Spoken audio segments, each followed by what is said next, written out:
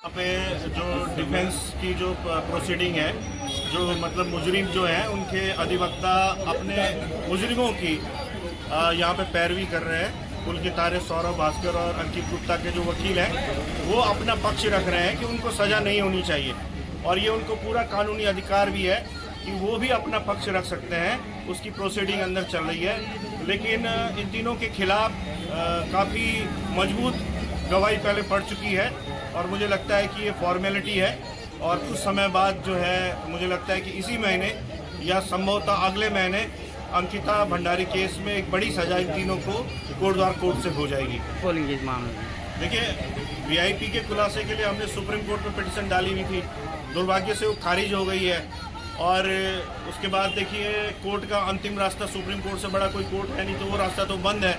लेकिन जिस तरह से नाम का खुलासा हो चुका है, परिजनों ने बताया है कि भाजपा नेता अजय कुमार संभावित वीआईपी हो सकते हैं, तो उनकी कॉल रिकॉर्ड और 18 सितंबर 2022 जिस दिन अंकिता की हत्या हुई थी उस दौरान की कॉल रिकॉर्ड लोकेशन की मांग की गई थी कि उसको जांच कर लिया जाए, तो उसमें कोई बड़ा काम नहीं था और उसके लिए कोई सीबीआई जांच की जरूरत नहीं है, उसको कोई भी पुलिस या सामान्य सी कोई जांच में भी वो पता चल सकता है।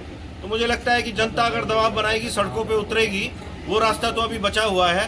और जिस तरह से मैं देख रहा था कि आज भी अंकिता को न्याय देने की मांग आज भी उठ रही है और वीआईपी का नाम बताइए, तो ये आंदोलन अगर मजबूती से आगे बढ़ेगा तो पुष्कर सिंह धामी मजबूर हो सकते हैं कि फिर अजय कुमार की कॉल रिकॉर्ड और लोकेशन की जाँच हो सकती है, क्योंकि उनके ऊपर ही अंकिता के परिजनों ने उंगली वीआईपी के रूप में उठाई है। तो कम से कम उस व्यक्ति की जांच करने में सरकार को, पुष्कर सिंह धामी जी को दिक्कत नहीं आनी चाहिए। लेकिन जैसा आप समझ रहे हैं कि वो उनके परिवार के, भाजपा परिवार के अंग हैं, तो उनका प्रयास रहेगा, लेकिन जनता के आगे सरकार को झुकना पड़ता है और इस आंदोलन को और उग्र किया जाएगा।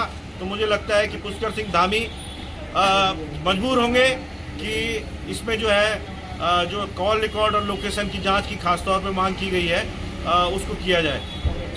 जय उत्तराखंड, जय उत्तराखंड, जय उत्तराखंड। जो आज बड़ा दुख हो रहा है फिर से ये देखकर कि जो हमारी मातृशक्ति है, जिन्होंने इस राज्य गठन के लिए बड़ी लंबी लड़ाई लड़ी, आज वो हमारी मातृशक्ति फिर सड़कों पर है। ये अपने आप में बहुत दुखद बात है साथियों। मैं अंकिता भंडारी हत्याकांड पर शुरुआत से हम इस आंदोलन पर अपनी नजर बनाए हुए हैं। हर जहां जहां आंदोलन होता है उस आंदोलन में हम शरीक होते हैं। लेकिन साथियों, बड़े दुख की बात यह है कि जब अंकिता भंडारी हत्याकांड हुआ उस दौरान उत्तराखंड पुलिस, उत्तराखंड सरकार ने बड़े बड़े दावे कर और बड़े बड़ी घोषणा की कि जितने भी रिजॉर्ट होंगे जंगलों में, पहाड़ों में, वहां पर क्या होगा, वहां पर तुरंत जो है कार्रवाई करनी इन्होंने शुरू कर दी। और ये सिर्फ साथियों दिखावा था, दिखावा हुआ कुछ नहीं। 2-3 दिन तक लगातार जो है कार्रवाई करते रहे और एक तरह से दिखावे के लिए क्या किया कि 2-3 रिजॉर्ट को जो है उन पर चटकनी लगा दी, ताले लगा दिए। लेकिन हुआ क्या? आज क्या है प्रदेश की स्थिति?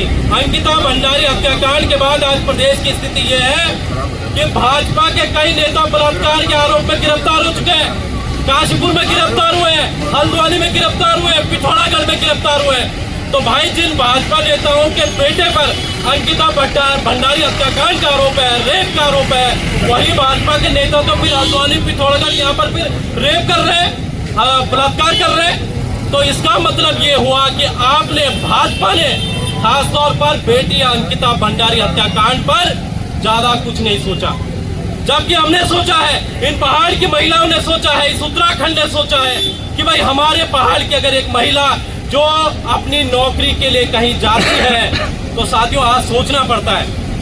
आज अगर मेरी बेटी भी होगी, आपकी बेटी भी होगी, तो ये सोचना पड़ेगा कि हाँ भाई मेरी बेटी जा रही है, कहीं उसके साथ कुछ घटना न घट जाए, ये हमें सोचना पड़ेगा। लेकिन साथियों, ये हम क्यों सोच रहे हैं? ये इसलिए सोच रहे हैं कि निकम्मी सरकार जो है तानाशाह वहां पर बैठा हुआ है। अब जब तक तानाशाह वहां पर बैठे होंगे, जब तक वहां पर उत्तराखंड विरोधी सोच वाले बैठे होंगे, तब तक साथियों हमारे प्रदेश में हमारी महिलाओं के साथ ऐसे ही अत्याचार होता रहेगा। साथियों, आज उत्तराखंड की स्थिति आप जान रहे होंगे अंकिता भंडारी तो एक तरह से वो सिर्फ एक घटना नहीं है, मैं तो उसको एक तरह से त्रासदी मानता हूँ, त्रासदी, क्योंकि ऐसी त्रासदी साथियों इस प्रदेश में लगातार होती जा रही है। आज कल मैं जो है दुगड्डा से नीचे आ रहा था, वहां पर मैं देख रहा हूं कि हमारे 4 धाम के नाम पर जो है गुटखा बेचा जा रहा है।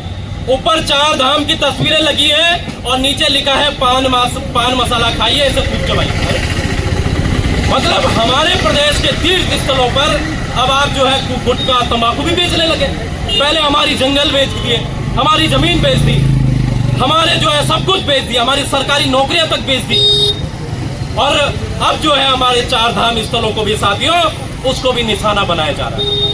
तो मुझे लगता है कि प्रदेश को खासकर कोटद्वार में, मैं देख रहा हूं कि कोटद्वार में लगभग जो है 2.5-3 लाख जनसंख्या हो चुकी है आज, भावर सब कुछ मिला के, पूरे कोटद्वार मिला के, लेकिन महिलाएं यहाँ पर गिनी चुनी है। और मैं सुन रहा था कि वही महिलाएं आती है यहाँ पर जो पहले हमेशा से आती रही है। तो ये अपने आप में साथियों थोड़ा सोचने वाली बात भी है कि हमारी इतनी कोटद्वार की इतनी जनसंख्या होने के बावजूद भी हम क्यों जो है ऐसे आंदोलनों में शरीक नहीं होते।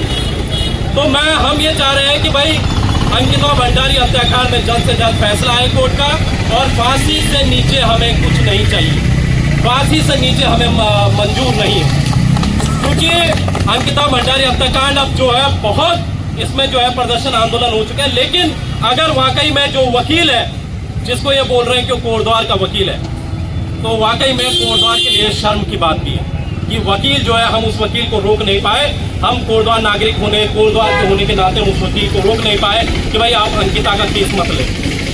तो मैं इन्हीं शब्दों के साथ ये कहना चाहता हूँ बस कि आप सब लोगों का सहयोग हमेशा ऐसे ही रहना चाहिए, और खास